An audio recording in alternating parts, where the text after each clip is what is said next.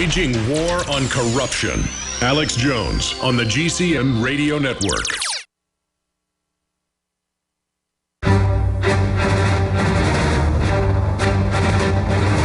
Big Brother, mainstream media, government cover-ups. You want answers? Well, so does he. He's Alex Jones on the GCN Radio Network. And now, live from Austin, Texas, Alex Jones. Welcome back to the Alex Jones Show. I'm David Knight, your host today. We're going to have Alex Jones and Joe Rogan at the bottom of the hour. But I want to break down a little bit of news today. I guess we've got so much weather news, I guess you could call it, with the earthquakes going on. Let's have a little bit of sports as well. We've got a story from the New York Daily News. Obamacare curveball.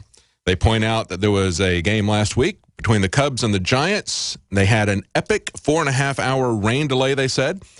And the problem was that the ground crew couldn't cover the playing surface before the downpour.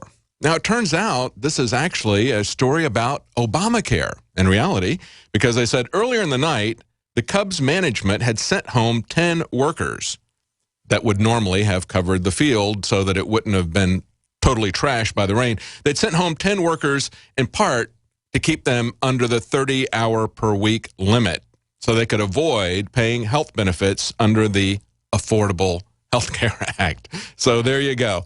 If you think that it really doesn't matter, if all you want to do is sit there and watch sports, well, you know what? You're even going to have an effect on your sports. And, of course, it is going to affect everybody. It's going to affect a lot of people who are working minimum wage jobs. Many of these people, rabid Obama supporters, are going to find that they now have to work 2 jobs because they can't get more than 30 hours from their employer. That's just one of the adverse effects of Obamacare. Of course, the worst part of it, in my opinion, is the idea that we've got a president who can essentially, by executive order, or a government can go in and make you buy things. Now we've got Obama talking about using executive orders to push through his amnesty for illegal aliens, threatening to do that while the Congress is on vacation. Now, I want to give you this news because we're talking about earthquakes. We're talking about the fact that people in San Francisco only got a 10-second warning about that. We want you to understand that it's a possibility that it could happen even on the East Coast, and you need to take some preparations because 10 seconds isn't going to allow you to do anything in terms of preparing in case the infrastructure goes down. But we also want to warn you here at InfoWars about other things that are going to immediately affect your health. This story that was up on Friday, came up late on Friday. A common antibiotic is linked to sudden heart deaths in the UK. They said a Dutch study found that people who were taking clarithromycin, I think if I'm pronouncing it correctly, were 76% more likely to die than those who were taking penicillin. And the risk was greater in women who were more than twice as likely to die. Now, this drug, clarithromycin, is used for respiratory infections. And they say that these were the dosages that are typically prescribed in England, 2.2 milligram dosages. So that's something, if you've got anybody that is taking that, you may want to read very carefully the warning labels. Always read the warning labels and take them seriously. I know that my mother had a debilitating stroke late in life from an antibiotic that she took. So I can certainly understand that this would cause sudden heart deaths. It was... Actually, you read these long lists of things or hear them on the commercials from the pharmaceutical companies. The antibiotic that she took caused her to have a massive stroke as a direct result of that. There's also a story that's up on InfoWars today. CDC whistleblowers, vaccines, and autism link may be silenced forever. We had news breaking last week from, it was a report from John Rappaport, and he was talking about how a particular whistleblower who worked for the CDC was about to go public with a link that the CDC knew of between vaccines and autism. And, of course, a lot of people have been pointing this out. There's a lot of information about this, but it would be something for actually to have a CDC document. He actually named the whistleblower, saying it was William W. Thompson, Ph.D., but now it looks like after he's been fired, it looks like he may also have been silenced. So you may want to look at that article. Yet another data point and the link between vaccines and autism. Stay with us. We'll be right back. We've got some other breaking news, and we've got Alex Jones and Joe Rogan at the bottom of the hour. Stay with us. I'm David Hall, founder of Diamond Gusset, where we are proud of our 100% grown and sewn American-made jeans. Whether you're out for dinner, working on the farm, or on the road, Diamond Gusset Jeans offers a full spectrum of style and sizes for any occasion. Our loyal customers enable us to continue sponsoring Liberty Media outlets. Use promo code FREEDOM to receive a 15% discount at gusset.com. In Liberty, David Hall, Diamond Gusset Jean Company. Tell folks how you got introduced to Super Male, and then when Super Female came out, tell us what happened. After I saw such a huge positive change in my husband, I had to try it for myself. Talk about the effects. I feel great when I wake up in the morning. I have drive to go to the gym. I feel like I look better. I feel better. I feel sexier. I love it. Even if you don't believe in supplements, take the challenge. Get a bottle of Super Male, a bottle of Super Female. Check it out for yourself. Consult your physician. Visit InfoWarsLife.com today. This is life-changing.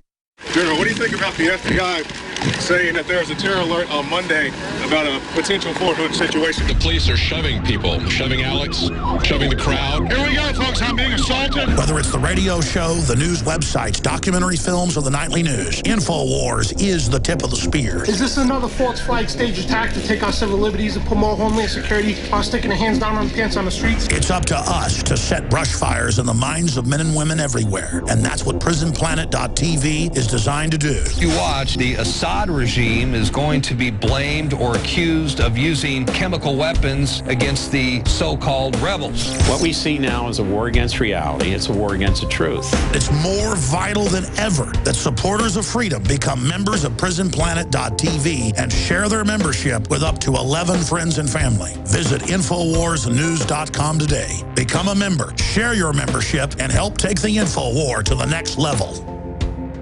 Another major health threat, this one in Toledo, Ohio, where everybody in the entire city has been told not to drink the water. Ohio's governor declaring a state of emergency. Did you know that the average person uses about 80 to 100 gallons of water at home every single day? If there's a water emergency, will you be prepared? Panicked residents forming long lines throughout the day. We're here at a supermarket in Toledo. You can see the shelves empty where water once was. To stay safe and healthy during a crisis, you must have access to safe, clean water. Water which will not be available at your local grocery store. There's a mad dash on right now to stock up on supplies. The ProPure Pro 1 G2.0 water filtration system is a must-have for every modern, independently minded household. Protect your family's safety during an emergency. Go to InfoWarsStore.com today to purchase your ProPure Pro 1 G2.0 water filtration system or call 1-888-253-3139. He's the T-Rex of political talk. Alex Jones on the GCN Radio Network. Welcome back to the Alex Jones Show. I'm David Knight here in Austin. We have an interview that's coming up at the bottom of the hour. Alex Jones will be talking to Joe Rogan. You don't want to miss that. Also, we're going to be talking in the third hour to Stan Deyo, and we're going to be talking to him about the recent increase in seismic activity essentially all over the earth. We had a 6.1 earthquake in California yesterday. We had a 6.9 earthquake in Peru.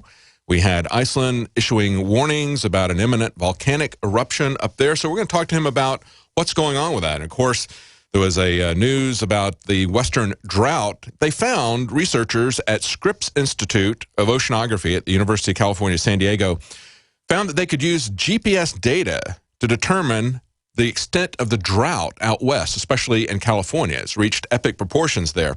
They said that when they have water in the ground, on the surface, of course, they can actually measure. That's how sensitive the equipment is now. They can actually measure a difference in the height of the land. And they said that the absence of it then causes the land to rise up. They said on an average 4 millimeters across the western states. They said the Sierra Mountains of California rose over ½ an inch.